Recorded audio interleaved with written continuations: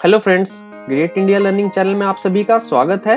ये हमारा Photoshop tutorial का पार्ट 3 है, जिसमें हम आपको फोटोशॉप के टूल्स के बारे में बताएंगे, किस तरह से आप इन टूल का यूज करके अपनी डिजाइनिंग कर सकते हैं। और फ्रेंड्स, अगर आपने हमारी पुरानी वीडियोस फोटोशॉप से रिलेटेड नहीं देखी है तो इस वीडियो के डिस्क्रिप्शन में मैं आपको फोटोशॉप ट्यूटोरियल का प्लेलिस्ट का लिंक दे दूंगा। आप उस पर जाके हमारी पुरानी वीडियोस देख सकते हैं। और अभी तक आपने अगर हमारे चैनल को सब्सक्राइब नहीं किया है तो हमारे चैनल को सब्सक्राइब कर लीजिए। तो चलिए इस वीडियो को शुरू करते हैं। तो पहला जो हमारा टूल होता है वो मूव टूल होता है। जैसे मैंने अभी कुछ इमेजेस पहले से ही इस पे ओपन कर ली हैं, तो इसमें हमारी एक बैकग्राउंड लेयर है और एक सिंपल लेयर है। तो अगर हमें जो भी लेयर को मूव करना होता है हम उसको सिलेक्ट करके इस तरह से इस टूल से मूव कर सकते हैं और उसकी पोजीशन चेंज कर सकते हैं। सेकंड रहता है हमारा सिलेक्ट टूल। तो इसमें से जो भी है हमारे स्क्वायर और सर्कल शेप है, आपको अगर स्क्वायर शेप में कुछ सिलेक्ट करना है तो आप इस तरह से सिलेक्ट कर सकते हैं। उस इमेज को आपको डिलीट करना है या उसमें कलर फिल करना है, आप जो भी करना चाहे वो इस पोर्शन में आप कर सकते हैं। जैसे अभी मैंने एक सिलेक्शन बना लिया है और मैं इस इमेज को डिलीट करना चाहता हूं, तो मैं इस इमेज को सिलेक्ट में जाके इन्वर्स कर दूंगा और डिलीट प्रेस कर दूंगा। तो देखिए ये डिलीट हो गई है। अगर मुझे इसको सर्कल में डिलीट करना है और मैं सर्कल लेके इसको अगर मैं सर्कल में सिलेक्शन बना के इसको डिलीट करना चाहता हूं तो मैं इसको डिलीट कर देता हूं। तो ये देखिए इस तरह से हमारी ये इमेज डिलीट हो गई। तो ये हमारा टूल है, सिलेक्शन करने के यूज में आता है। सेकंड टूल है हमारा लेसो टूल। तो ये हमारा क्या होता है, अगर आपको किसी भी इमेज का पार्ट सिलेक्ट करना है तो आप ये हमारा फ्री हैंड टूल होता है, आप माउस में अपना लेफ्ट की प्रेस करके इस तरह से सिलेक्शन बना सकते हैं किसी भी इमेज की या किसी भी ऑब्जेक्ट की। इस तरह से आप सिलेक्शन बना सकते हैं, रफ सिलेक्शन। तो ये हमारा इस चीज में काम आता है। ये देखिए हमारी सिलेक्शन बन गई है। उसके बाद हमें इसको डिलीट करना है या फिर जो भी फिल करना है हम कर सकते हैं। सेकंड इसी में हमारा टूल होता है पॉलीगन लेसो टूल। इस टूल में क्या डिफरेंस है, हमारा पहला जो टूल था वो फ्री हैंड मूव हो रहा था, लेकिन इस टूल में आप इस तरह से जहां पे भी आपको रखना है पॉइंटर वहां पे आप क्लिक कीजिए। ये देखिए हमारा फर्स्ट क्लिक जहां पे हमने किया था वो वहां पे फिक्स हो गया। अब हमें जहां पे भी ये सिलेक्शन लेके जाना है, सेकंड क्लिक हमें वहां पे करना है। ये देखिए थर्ड क्लिक यहाँ पे करना है। इस तरह से आप क्लिक करके अपनी सिलेक्शन कर सकते हैं। और फ्रेंड्स, अगर आपसे गलती से ये क्लिक गलत हो गया है तो आप अपने कीबोर्ड में डिलीट बटन प्रेस करेंगे तो वो हमारी जो लास्ट सिलेक्शन होती है वो उस पॉइंट से डिलीट हो जाती है। ये देखिए, तो आप इस तरह से आप इस टूल का यूज कर सकते हैं। इसी में हमारा थर्ड टूल रहता है मैग्नेटिक लेसो टूल। ये टूल हमारा क्या होता है, जो भी हमारा सेम कलर होता है उसी पे ये ऑटोमेटिकली ये अपनी सिलेक्शन बनाता रहता है। ये देखिए मैं इसको मूव कर रहा हूं तो ये उसी में सेम कलर के आगे खुद ही अपनी सिलेक्शन क्रिएट कर रहा है। उसके बाद आता है हमारा क्विक सिलेक्शन टूल।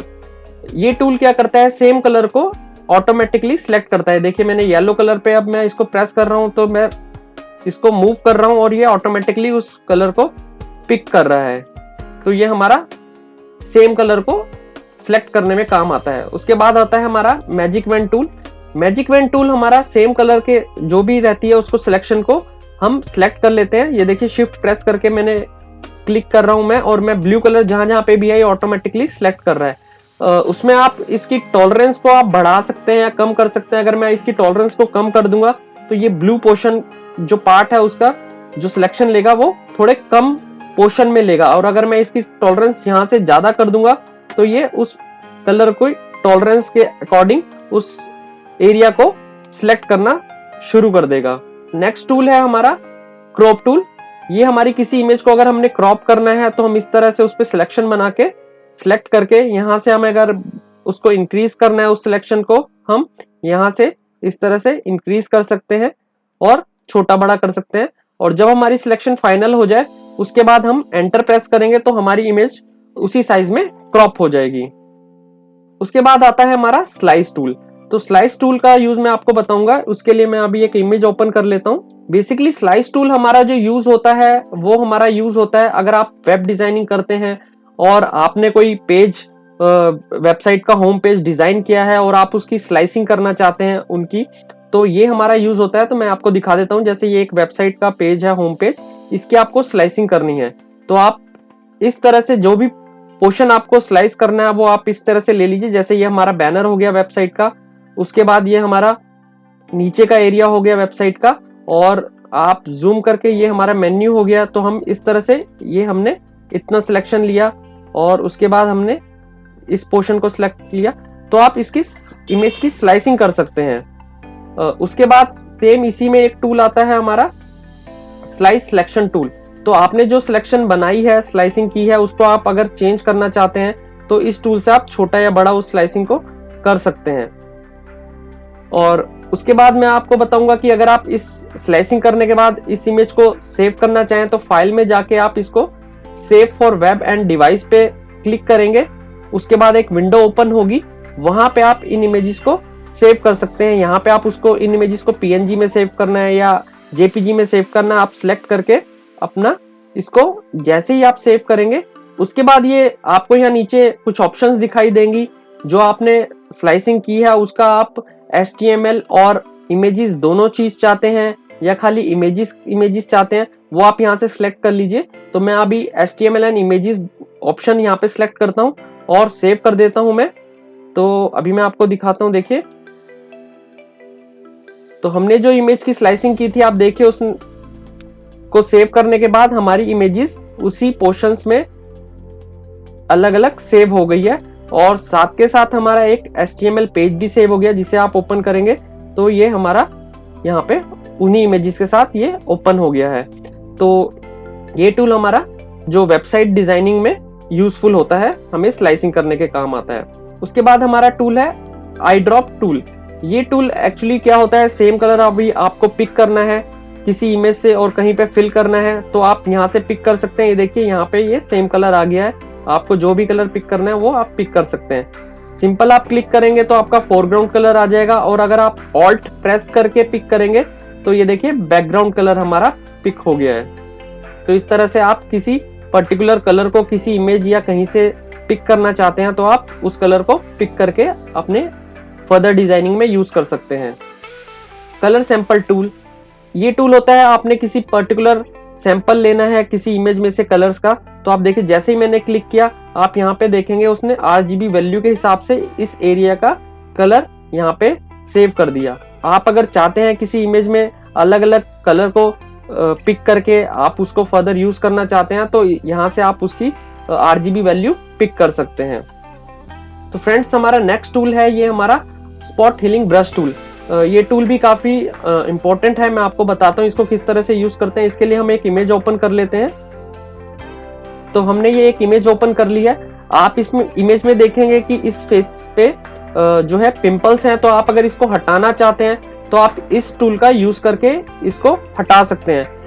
अभी आप देखेंगे जो ये मैंने एरिया लिया है इस टूल का, ये काफी बड़ा आ रहा है। इसको अगर आप छोटा करना चाहते हैं तो आप कीबोर्ड में जो ब्रैकेट कीज होती हैं उसको यूज करके बड़ा या छोटा इसको कर सकते हैं, या फिर आप यहां से भी इसका जो है साइज बड़ा या छोटा कर सकते हैं। ये देखिए मैं इसको छोटा कर रहा हूं तो ये मेरा टूल छोटा हो गया, और यहाँ से साइज बड़ा कर रहा हूं तो ये बड़ा हो गया। आप यहाँ से भी इसका यूज कर सकते हैं। उसके बाद आपने सिंपल क्या करना है, जहाँ पे भी आपको ये यूज करना है उस टूल पे, आपको यहाँ पे इस तरह से इसको यूज करना है। देखिए ये यहाँ से ये जो पिंपल का मार्क था यहाँ से इजिली हट गया, ये देखिए इस टूल से।